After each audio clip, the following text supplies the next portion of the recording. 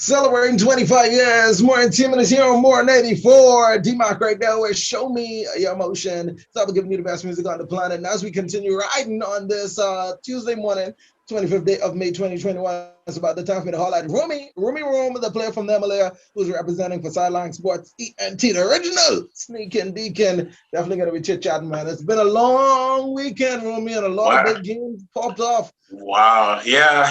I feel you, man. Hey, top of the morning. Good morning, Bahamas. This is Sideline Sports and Entertainment Bahamas. Turning stories from the sidelines to the headlines here only on More 94.9 FM. Thank you, everybody, for joining us on this lovely Tuesday morning. Big L, like you said, tons of games, lots of big games. And before we even get into that, as far as the NBA is concerned, the only thing I can think about is, that song. What was that rock group? Welcome to the New Age. Yeah, that's what I'm feeling, man. But before we go into the international sports, let's talk about some of the local stuff that's going on. The Star Trackers had their track meet over the weekend. Again, some awesome performances, man. I'm particularly looking at some of our under 20, under 17s, and the 200s. As a matter of fact, there's this youngster, McCoy, I forgot his first name. But yeah, he's looking really good in the 200 and expect him to do some good things coming up in the future. Also, locally, the Peace in the Streets basketball tournament is going on. The high school edition. So we got all of the high schools playing in that tournament that started yesterday. And hey, if you're a basketball student or just interested in watching some good basketball, coming out to the Hope Center. And again, some great basketball action going on there. All the divisions, primary school, there's an open division. There's also boys and girls. So like I said, great basketball action there. And then now I guess we can move on to our international sports. Before we get into the NBA, of course, some stuff coming out of the NFL. So it looks, I haven't said much about the Aaron Rodgers thing. I just kind of, he hasn't said anything about it. So I was like, hey, trying to hold off.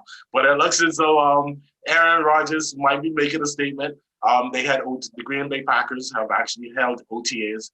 Aaron Rodgers is one of the players that did not report to OTAs. So keep in mind now, it's not really requirement, but just a tidbit, something to watch out for. Also, coach or former player and coach Eugene Chung brought to light some things that went on in an interview.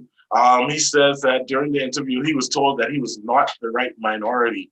So, of course, it looks like Roger Goodell. Looks like Roger Goodell and the NFL definitely has some issues to deal with in this off season and upcoming season. Yeah. And but the thing about it is, Chung said he doesn't want to really shame anybody. He says whoever made the statement and the team, that's going with him to the grave. But he says he just wants to bring to the light that, hey, these are some of the things that go on in the NFL. Also, Julio Jones, I think he made it official yesterday. When asked about his time in Atlanta, he's like, hey, I'm out of there. And that was that. So hold on, that's not just that, right? He was seen wearing a Dallas Cowboys hoodie over the weekend as well. Like it's some speculation. He might just like the Cowboys. I don't know. So social media has been going crazy too. Who was it? Jalen Ramsey is trying to recruit him.